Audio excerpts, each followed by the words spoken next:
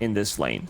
But they also could do, and I can already see it happening, they want to swap the lanes. I can see Zai being in the bottom lane, so they don't want to run into this Undying. This is also like a potential tri lane coming out from Team Liquid, which is really strong and leaves Zai in the safe lane. Mag, relatively self-sustainable, like has decent amount of regen. I see Bracer, I see Ring of Health, pretty standard stuff coming out from Zai, at least in the quick buy. But let's see if they stick with the tri lane for now, maybe try to get a first blood and see who's going to show up in this bottom lane, because it seems right now that OG doesn't have a clue what's happening, but DM might scout things out, and he actually scouts the ward bottom. Trying to make sure that he can get that vision. I'm wondering, like, level 2 kind of feels like that mark if you're going to go with a kotl Undying, right? When you finally have that tombstone, you've hit a couple decays, you just drop the tombstone, run in and go, hoping that maybe a couple illuminates hit or blinding light that pushes him back towards you.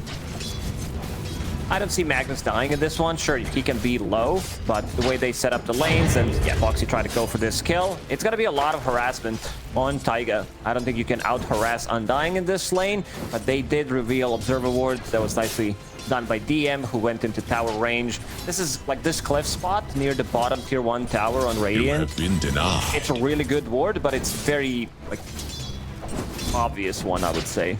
Right. It's similar to that check we see mid, right? Yes.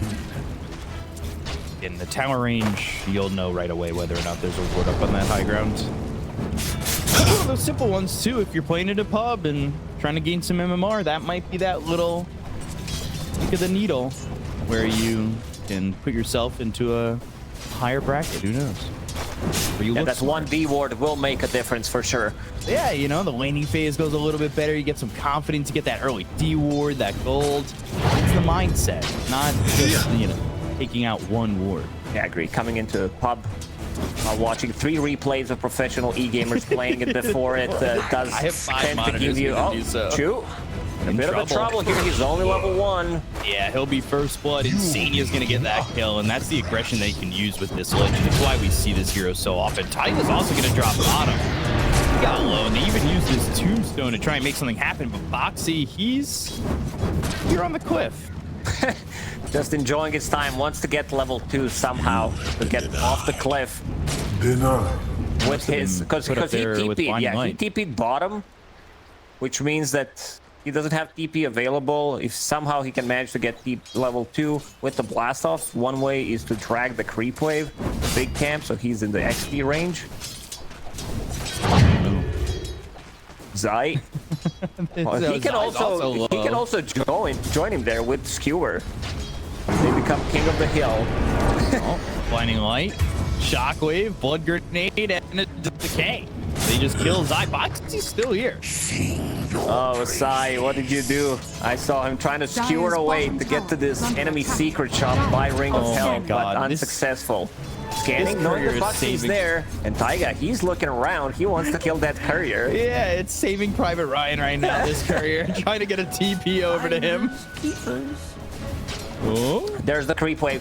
Boxy's trying to farm it, get that level 2. Zai's gotta help out. This is the play. Get off the cliff. Finally got that TP scroll. Yeah, Arturito would be proud watching Boxy being stuck. Taiga? Let's see the blast off. He's out. What a way to do it. Spending what, 2 minutes on that cliff? Just chilling, hanging out.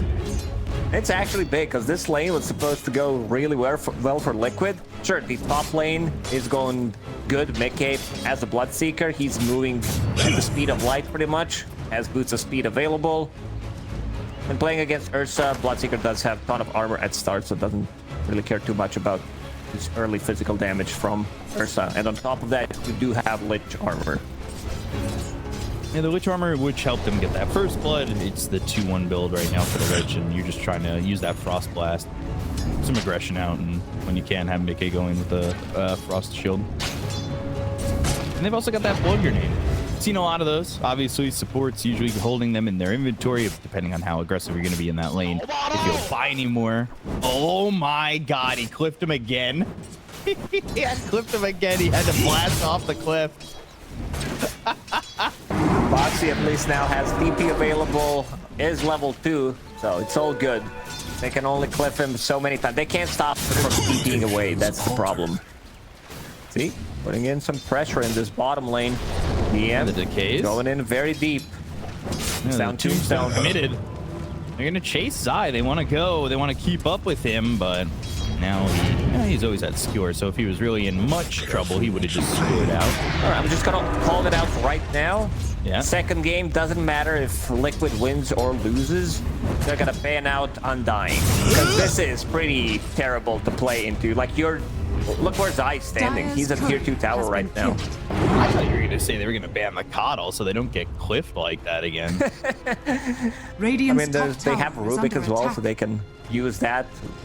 Radiant's See Zai? courier has been killed. Oh, He's trying to soak up as much XP as he can in this one, but Courier also dies in DM. This is pretty ridiculous in this bottom lane. Like, we saw a glimpse of the mid lane. There's not much happening as expected. Both spirits are gonna farm up. Unless you mess up terribly, you should not get a kill. What's the TP on Uragi? Never mind, they stop it. he's trying to get out of this one, but he's not going to be so fortunate to do so. Mickey's going to get a kill there on Uragi, and that will be another one in this top lane.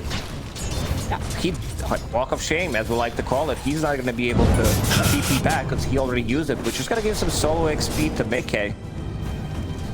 And that's going to be really good for this Bloodseeker. At least something right now is going right in one of the side lanes. Liquid is now Chew. Takes the remnant from BZM. That'll hit on Nisha, but Nisha's very confident with this shield. Is under attack. Yeah, they know that they can get that kill on a Chew. Not much you can do there. Being level 3 as Rubick, you already used your lift. Ember Spirit with Remnants, he had 2 available. Orb of Corrosion, you don't even have boots of speed, so they can easily chase you down. No. Yeah, I'm about to be level 6. It seems very quick. BZM just going back and forth. Pretty much the CS is equivalent, but now you've got that kill for Nisha, and that's where he's getting a little bit of an advantage. Overall. Dire are scanning. I say overall, but behind by about 60 gold. They got the kill stats-wise. Look at Boxy, he's sneaky. Let's see the blast off. 1 second, he's going in. Uh-oh. And now he's caught. BZM's here. Value. No way, he TP's out. Does he TP out? What? Oh, he's dead. He died to Astral Step, but that was really close. Also having a point in reactive phaser early on. Is under attack.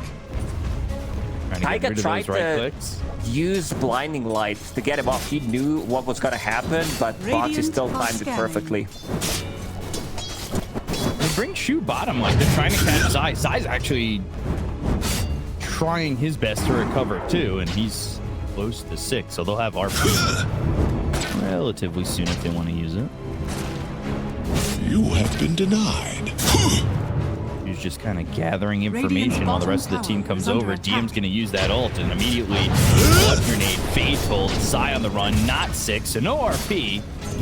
And he'll just die to DM, and this Undying continues to be just a big issue for this bottom lane for Liquid. And right back to top for Chew. Radiant's bottom tower is under This attack. is good movement from them. I love these twin gates, how you can use them effectively like this. It's a great addition to the game, makes like the side lanes much more gankable. Like, I don't even think we should call it safe lane anymore, because it's like these twin gates, you can so easily backstab it with the third hero. Insania now in trouble. Yeah, he's pretty dead. That Aether Remnant hits, and the Astral Step early on still doing a lot of damage. Seen Void Spirits kind of pop up, so it gets a little bit scary when you start to feed in a gold like this. These Astral Steps are doing a lot of damage, and you know that with everything else, of course, when you could just pile it on.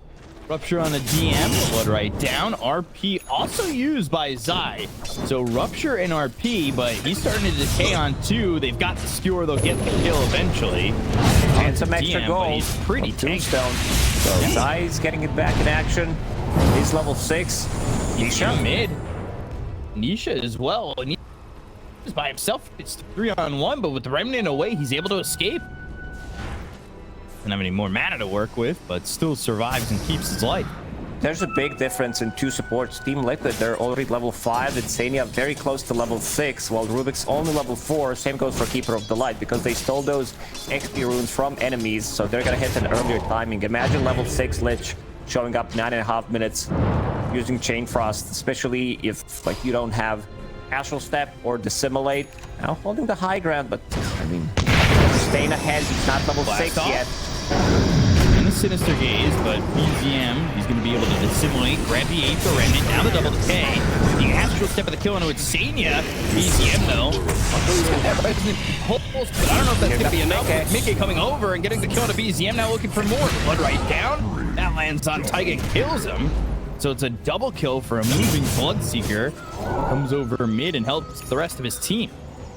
Okay, a player that wants to join some of these earlier fights, especially when he plays Bloodseeker, kind of becoming his signature hero as well. And looking at the amount of farm, but yeah, looking also at the stacks that DM is farming, this is pretty nuts. He's gonna have Mech Vanguard in no time. Like, this is gonna be 11 minutes, which is gonna be pretty insane. But Mickey is also off to a great start. He's about to finish off Maelstrom in the next 30 seconds or something. So his farm is gonna amplify. I was looking over at Zai. He picked up, of course, Spark of Courage. As you always should. Always should. Every hero it's available. Well, most of the time. I mean, look at Meke. He picked up his. Void Spirit's holding on to Big. Get it.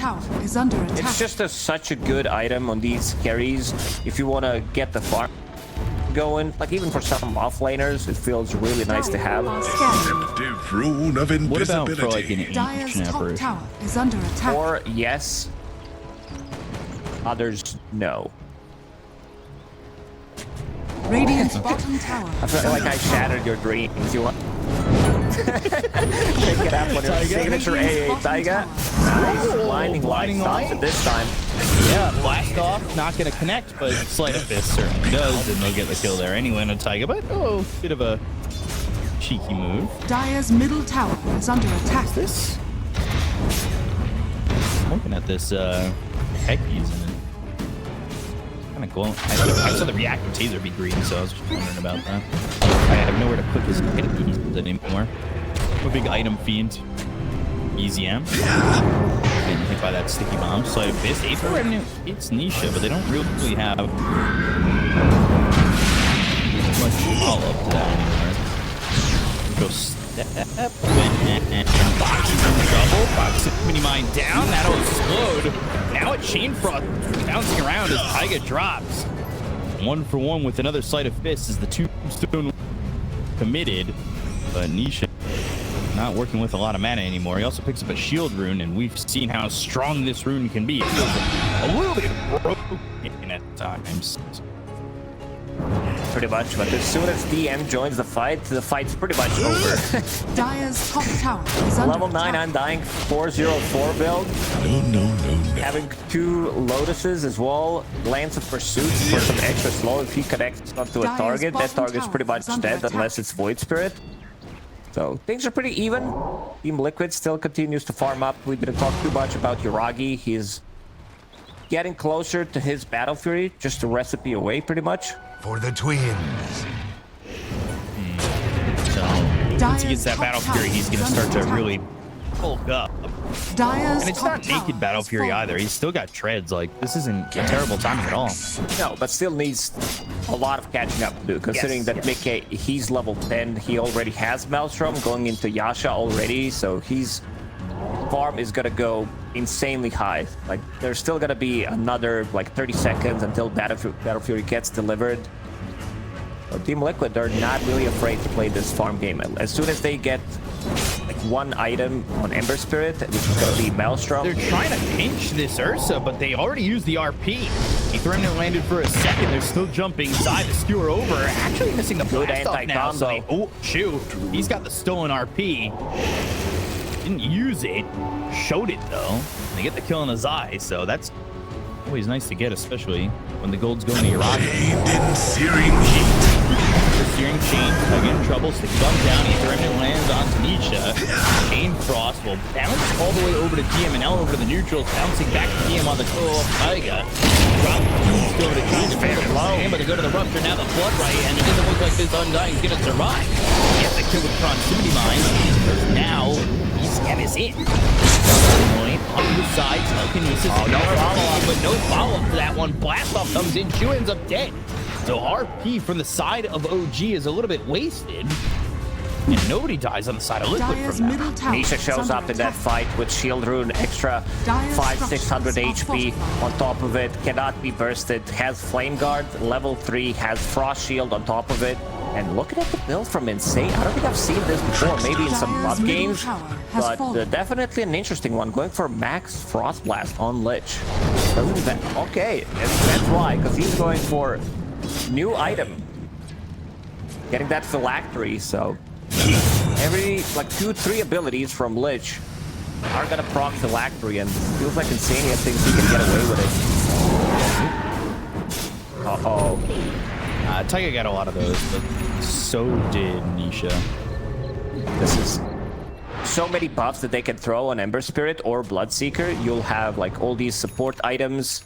Eventually, there's gonna be like Solar Crest, Abyss maybe, and then you'll have Empower, Frost Shield on top of it. Zai, he's gonna be fine. Now he's super tanky, Power Treads Vanguard, Echo Saber as well, going into what we've seen in the last couple of weeks, multiple times. Harpoon, setting things up for your own skewer, and then displacing a hero, killing it instantly. Ragi getting the farm in the lane, and now trying to find some farm in the outer rings as well. He's a Phylactery, Boxy. Gonna die here. And they've got the disarm onto Yuragi. Sleight of Fist, Searing Chains coming through and locking him up for a second. Radiant are Chu's got scanning. these stolen proximity mines, so don't want to get all too close to those as he's starting to drop those down. Top lane, BZM goes for the Dissimulate. Ultra on a BZM, still trying to fight Insania and get a kill here. the But Chain Frost of gonna Taiga, now over to the creeps, and they'll get two. Okay. Bounces. Having some real fun in this game. Him and Insania. Like, this is the lane that just feels super strong right now, and whenever I see it in action, they just dumpster it. Mickey's level 14, 16 minutes into the game, about to be level Dire's middle 15. tower is under attack. Oh, damn. She has had a very perfect start. That's the power of Dire's Park top of tower Courage. Here we is go. under attack. To back up my point that this item's broken. That shield rune, I know you say, is pretty broken as well. Yeah. Also, Mickey, pretty broken. Yeah, I'll text the frog. Nerf Mickey, 7.33 EP. Yeah. And Mickey can no longer pick heroes that are good. By the general public. Dire's middle tower is under attack. They rupture him too. So even if he gets away from this, they could just rupture him, but he's not going to do so as they've got the lockdown and the attack. Mickey just ripped him apart. He is so farmed in the moment. And gotta take another stack. Liquid is just dismantling OG, especially after the start that TM had. Now he's 2-3-1, and you look at that, he's just bottom core. Kind of crazy. Yeah, he's Dire's bottom already tower is 4,000 ahead of Radiant's top Yuragi. tower That's a has one full fallen item. into the Dire. This is pretty much Manta style that he has extra coming into a fight. But yeah, good play from OG. They understand that Roshan's going to be on Dire's side, and while having Dire's Ursa, bottom tower is under they just attack. showed 2-3 heroes bottom. They immediately go to the Roshan to secure Aegis for Yuragi, which is going to delay the game, and that's exactly what they need. Right. Try to delay as much as you can, get Yuragi back to some farm, because he is gaining farm at a pretty substantial rate.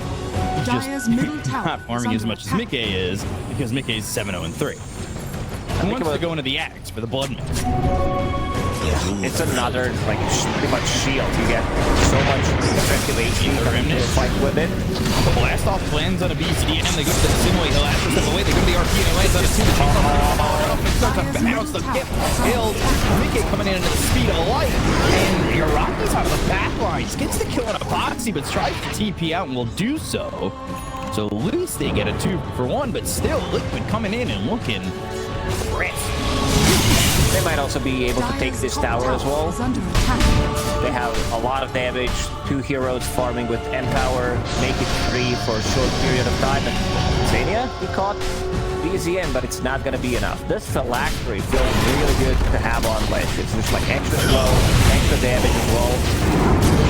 It's a greedy item, but I think he can afford to go for it. Make it now in trouble. Would be worth so much gold. The Illuminate and the kill BZM getting so much gold. 729 plus the 784 to 4 euros. That's a pretty substantial pickup for the side of OG. It's big. It's massive. They also didn't take Aegis off Uragi, so he's going to have that for another 3 minutes. Still carry to carry matchup. Bloodseeker, he can easily kite Ursa in a fight. He can't just walk onto it. And also Ursa hero that does rely Radiant are scanning. on moving to deal damage. I mean, every pretty much hero kind of needs to move. Maybe Monkey King doesn't with Wukongs, but you get the point. Like, he needs to stick onto a target, and Rupture is gonna take a lot of his damage from a fight.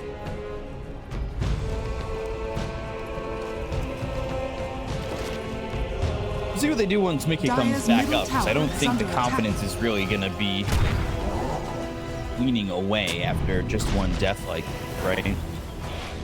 Yeah, well, I think they should try to go for what they've been doing so far, go for these aggressive pickoffs. Still very limited amount of lockdown on side of OG. One of the reasons why Nisha didn't even die a single time. Going into Kaya's side, like even this lift from Rubick, pulled with some static resistance, gotta kick in. This is the type of a game where like Ember might just end up with 0 deaths if they win the game. Even if they don't, it feels like it's a very possible that this is gonna happen. Now Nisha, double damage this time around.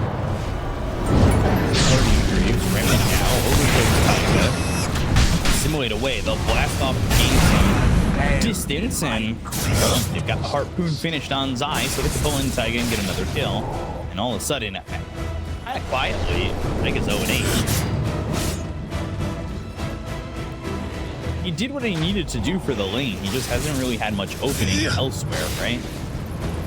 I mean, he doesn't really have hero to play with other than Void Spirit, and they also lacked levels. Because Rubick, he kind of needs that level 6 relatively early on to have higher impact. Kotl, not as much. Sure, you do like have spirit form and everything, but he needs someone to play with.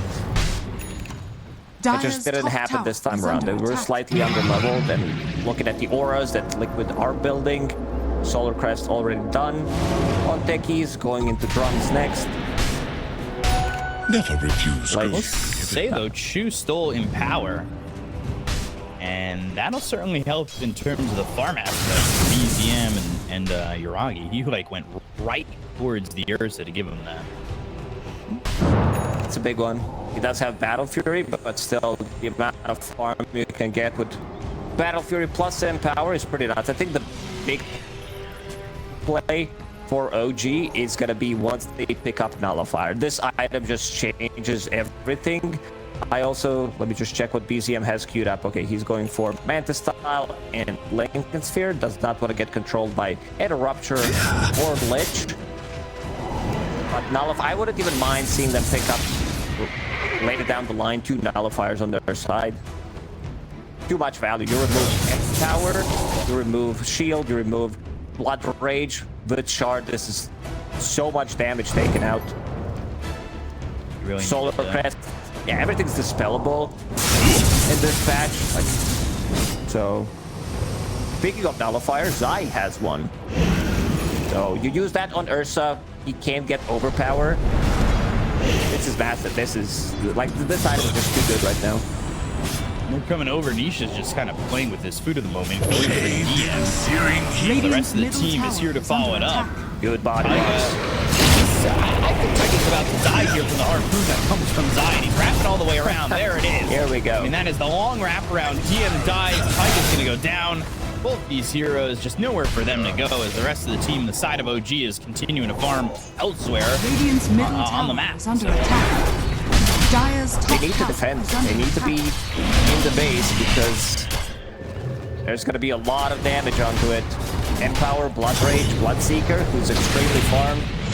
And And another one. Yeah, that's Dire structures are not gonna fortified. work there, Chew. Radiant structures are They fortified. still have RP, like they Dire's top tower definitely is still under fight. attack. They have everything available Dire's other than Rupture.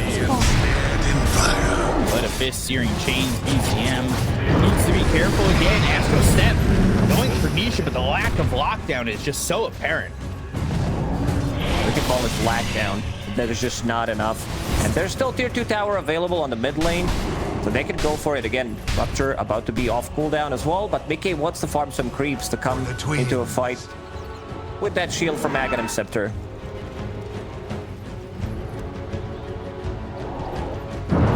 Tormentors available. The team really finding they're available here for the break. They want to go back for it. Radiant are They scanning. got Rubick his shard, which should be there for the telekinesis save, but there hasn't been much time to get these saves, right? It's also not the easiest one, especially if we're talking about Rupture.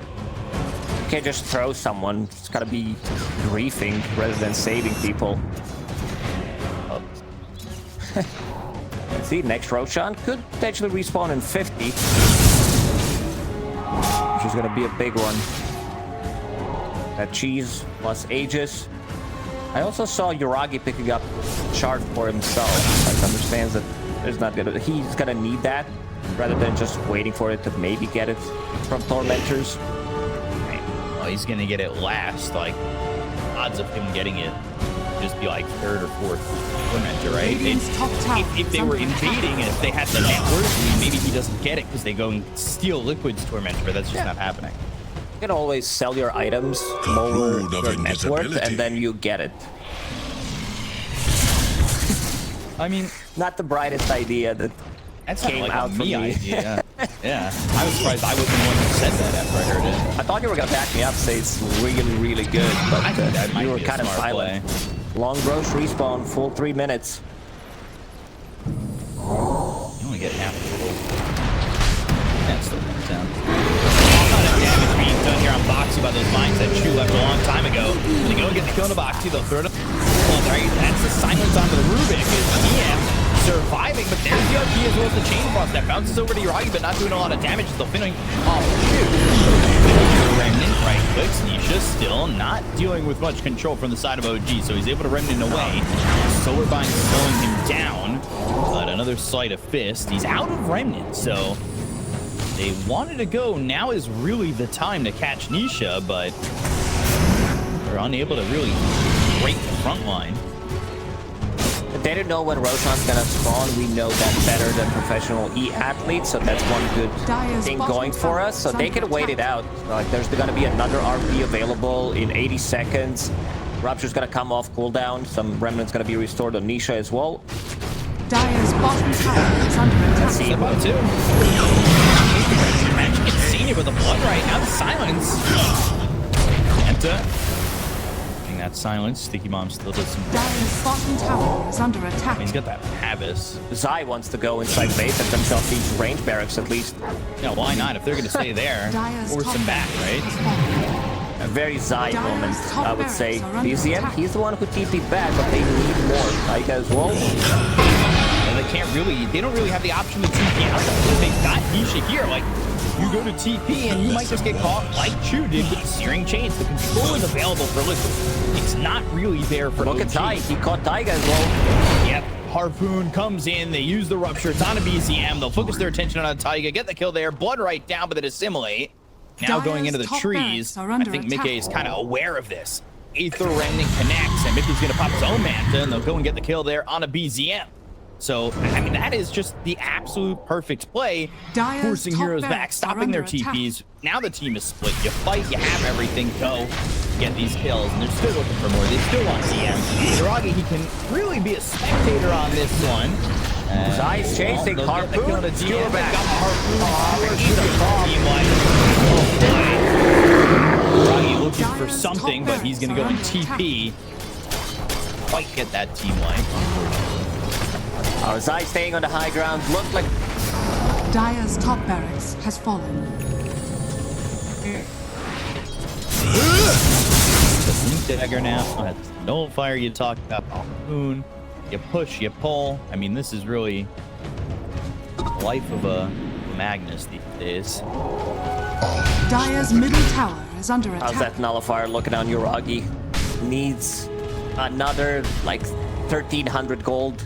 This could be a turnaround play. Might be a bit too late now, but this is how you start it. See Roshan, it's back in the pit.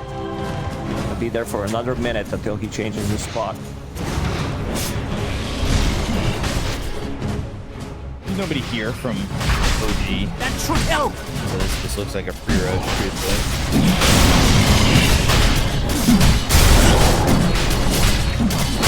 Through those twin gates Radiant's is just middle a tower is under attack.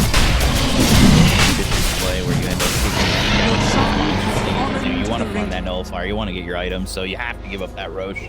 But you just haven't been able to get kills on these heroes, so it's becoming a big struggle. Radiant's middle It's been a while tower is since they under killed attack. Enter Mickey. Nisha didn't even die throughout this whole game. And look at Radiant's that. middle Another tower has shield fallen. rune on Ember Spirit. On top of Flame Guard, Frost, Shield, Dragon Scale. He's just not gonna die. He has Shiva's Guard available as well. It's just not fair. And look at that, Chew.